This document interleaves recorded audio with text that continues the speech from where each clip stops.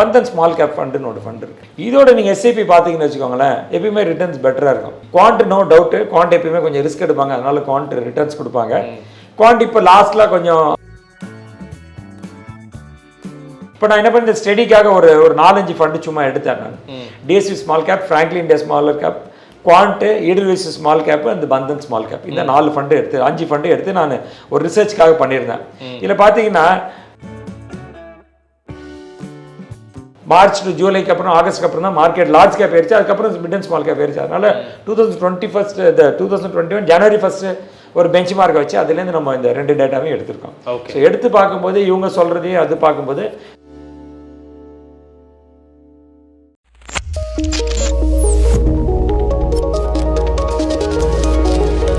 இப்போ நமக்கு எஸ்ஐபிஐ இன்வெஸ்ட் பண்ணும்போது ஸ்மால் கேப்பில் எது இன்வெஸ்ட் பண்ணலாம் நிறைய பேர் தடுமாறுவாங்க.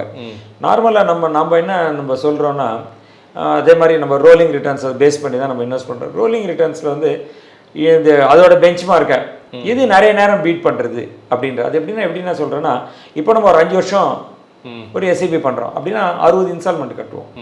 60 இன்ஸ்டால்மெண்ட் இருப்போம். நான் அதோட பெஞ்ச் மார்க் எடுத்துக்கிறோம். இதோட ஸ்மால் கேப்போட ஒரு பெஞ்ச் மார்க் எடுத்துக்கிறோம். ஒரு நிஃப்டி 500 இல்லை ஸ்மால் கேப் 250 அதோட அந்தந்த ஃபண்டோட பெஞ்ச் மார்க்.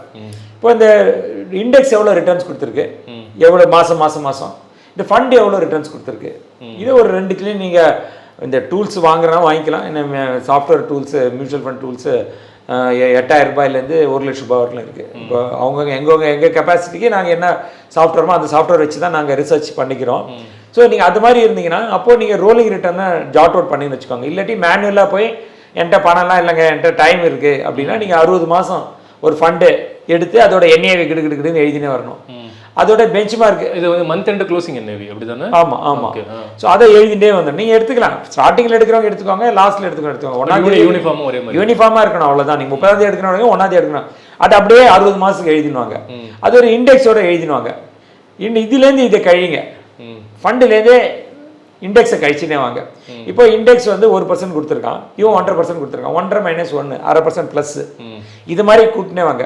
மொத்தமாக கூட்டினா எவ்வளோ மாதம் வந்து இந்த ஃபண்டு வந்து அந்த பெஞ்ச் மார்க்கை பீட் பண்ணியிருக்கான்.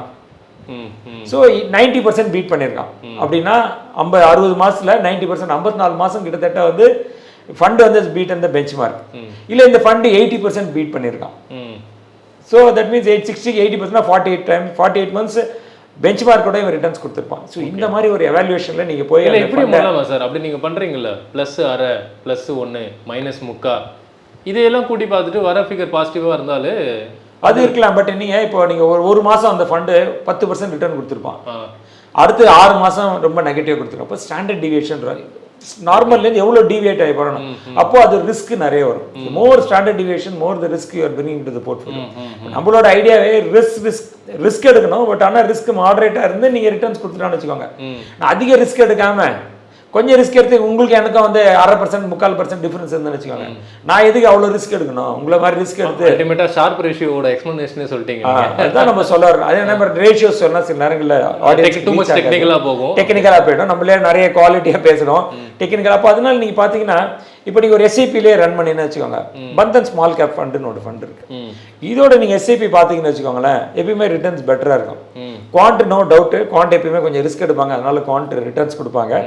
குவாண்ட் இப்போ லாஸ்ட்டில் கொஞ்சம் அவங்களோட ஸ்ட்ராட்டஜி கொஞ்சம் லாஸ்ட் 1 இயராக மாற்றிட்டாங்க. ஏன்னா ரிஸ்க் ரிட்டர்ன் ட்ரேட் ஆஃப்னால அவங்க ரிஸ்க்கை ரொம்ப மினிமைஸ் பண்ணனால நிறைய குவாண்டோட ஃபண்ட்ஸ் கொஞ்சம் அண்டர் பர்ஃபார்மன்ஸ் ஃப்ரண்ட் ரன்னிங் இஷ்யூஸ்க்கு அப்புறமா குறைச்சி அந்த 1 இயராகவே அது குறைஞ்சிருக்கு. இல்லை ஃப்ரண்ட் ட்ரெயினிங்லாம் இல்லை, அவங்க மார்க்கெட்டோட risk return trade off nothing to with that. அது அந்த கேஸே தான் அது முடிஞ்சு போச்சு, அதுக்கும் இதுக்கு சம்மந்தம் இல்லை. நான் சொல்கிறது வந்து ரிஸ்க் ரிட்டர்ன் மார்க்கெட்டோட ரிஸ்க் எவ்வளோ இருக்குது, எவ்வளோ ரிட்டர்ன் கொடுக்கும், அதனால அவங்க ரொம்ப ரெடியூஸ் பண்ணிட்டாங்க, ரிஸ்க்கை ரொம்ப ரெடியூஸ் பண்ணாங்க. ஈவன் ஸ்மால் கேப் மிட் கேப்லேயே அவங்க ரொம்ப ரெடியூஸ் பண்ணிட்டாங்க.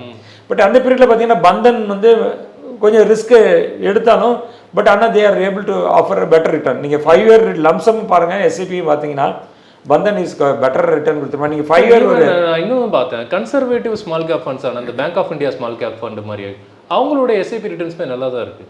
இல்லை இருக்கும், இவங்க வந்து கன்சிஸ்டன்சி. இப்போ நீங்கள் இவரோட எடுத்து பார்த்தீங்கன்னு வச்சுக்கோங்களேன், சும்மா எக்ஸாம்பிள் நான் சொல்கிறேன். இந்த முடிஞ்சால் இதை கூட நீங்கள் கொடுங்க, இந்த டிஸ்கிரிப்ஷன் பாக்ஸில் நான் இந்த இது பிடிஎஃப் கொடுக்குறேன். நீங்கள் பார்த்தீங்கன்னா இப்போ ஒரு 54 மந்த்ஸ் எடுத்துக்கிறேன்னா, பிகாஸ் அந்த கோவிடுக்கு அப்புறம் ஒரு கேப் விட்டுட்டு மார்க்கெட் ஏறினதா எடுத்துக்கிறேன். ஃபர்ஸ்ட் ஜனவரி 2021 எடுத்திருக்கேன். இப்போ நம்ம ஒரு 54 மந்த்ஸ் ஆயிருக்கு. அதுலேருந்து 54 மந்த்ஸில் 5 lakhs 10,000 rupees ஒருத்தர் மாதம் இன்வெஸ்ட் பண்ண வச்சுக்கோங்க, 5,40,000 இன்வெஸ்ட் பண்ணியிருப்பார். இப்போ நான் என்ன பண்ணேன், ஸ்டடிக்காக ஒரு 4-5 ஃபண்டு சும்மா எடுத்தேன் நான். DSP small cap, Franklin India smaller cap, Quant, Edelweiss small cap, அந்த பந்தன் ஸ்மால் கேப், இந்த 4 ஃபண்டு எடுத்து 5 ஃபண்டு எடுத்து நான் ஒரு ரிசர்ச்க்காக பண்ணியிருந்தேன். இதில் பார்த்தீங்கன்னா ஒரு ஃபண்டு 8,52,000. நான் பேரை சொல்ல, ஏன்னா அது ஒரு ரெக்கமெண்டேஷன், நாளைக்கு யாராவது நினச்சிக்கலாம். 8,52,000, இன்னொரு ஃபண்டு 8,81,000, 1,00,000 9,02,000, 8,43,000, 9,84,000 ஒரு ஃபண்டு கொடுத்துருக்கேன். என்ன ஃபண்டு அது? பந்தன் ஸ்மால் கேப் பண்ணி தான் 9,84,000 கொடுத்துருக்கான்.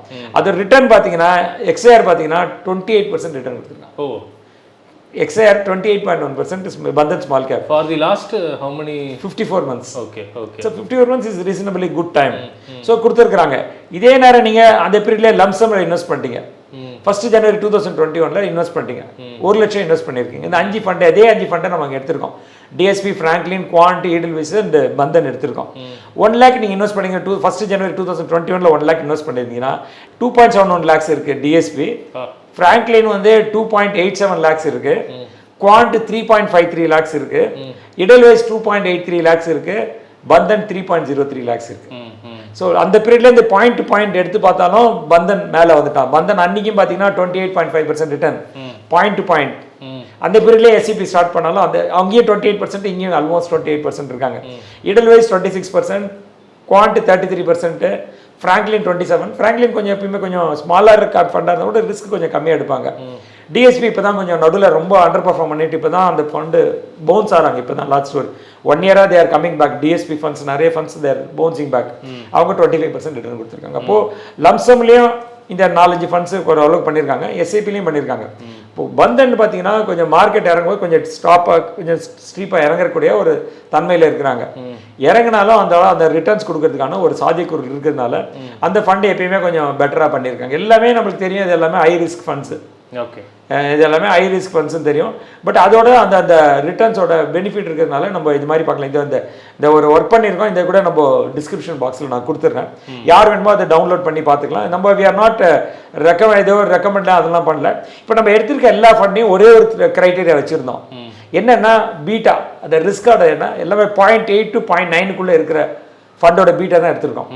இவங்க பீட்டா கம்மி, ஆனால் ரீசனபிளாக they've done performance. Okay okay. சரி, ஆனால் ரிஸ்க் ஜாஸ்தி எடுக்காம அந்த லெவலுக்குள்ளேயே இருந்து ரிஸ்க் எடுத்துருக்க மாதிரி 0.81 to 0.86 தான் இவங்களோட பீட்டாவே. இந்த ரிஸ்க்கு எடுத்து அவங்க தேர் பெட்டர் ரிட்டர்ன் கொடுத்துருக்காங்க. ஸோ இதுதான் இதோட லாஜிக். நம்ம மிட் அண்ட் ஸ்மால் கேப் ஒருத்தர் சொன்னாங்க, இவங்க சொல்கிறாங்களேன்ட்டு நானும் அதை வந்து again we done research with our own ideas. So first ஒரு 2-3 மாதம் ஏன்னா ரொம்ப இறங்கினப்போ எல்லாமே ஏறி இருக்கு. ஸோ அதனால அந்த ஒரு 3-4 மாதத்தை ஸ்கிப் பண்ணிட்டு மார்ச் டு ஜூலைக்கு அப்புறம் ஆகஸ்ட்க்கு அப்புறம் தான் மார்க்கெட் லார்ஜ் கேப் ஏறிச்சு. அதுக்கப்புறம் மிட் அண்ட் ஸ்மால் கேப் ஏறிச்சு. அதனால 2021 ஜனவரி 1 ஒரு பெஞ்ச் மார்க்கை வச்சு அதுலேருந்து நம்ம இந்த 2 டேட்டாவையும் எடுத்திருக்கோம். ஸோ எடுத்து பார்க்கும்போது இவங்க சொல்கிறதையும் அது பார்க்கும்போது ஸோ ஸ்மால் கேப் கொஞ்சம் people can consider. If are already overweight on small cap, this is not right time for you to go. You are not overweight, ஏதோ கொஞ்சம் நீங்கள் மாடரேட்டாக பொசிஷன் வச்சுருக்கீங்க, ஃப்ரெஷ் அலோகேஷன் கொடுக்கணும். I think இந்த மாதிரி இவங்க சொல்கிற லாஜிக் வச்சு பார்க்கும்போது என் ஃபண்ட் இருந்தால் நான் probably I go with small கேப்பாக பார்க்குறேன் நான். ஓகே. ஸோ ஸ்மால் கேப்புக்கு ரிஸ்க் ரிவார்ட் ரேஷியோ எப்படி பார்க்கும்பொழுது moving forward there is a good amount of green opportunities உங்களுக்கு இருக்கு ரெட்டை காட்டிலும். அதனால அப்படின்னு இந்த ஃபண்ட் மேனேஜர்ஸ் ஃபீல் பண்றாங்க, அப்படின்னு இந்த ஃபண்ட் மேனேஜர்ஸ் ஃபீல் பண்றாங்க அப்படின்னு சுரேஷ் சார் என்கிட்ட சொல்லியிருக்காரு.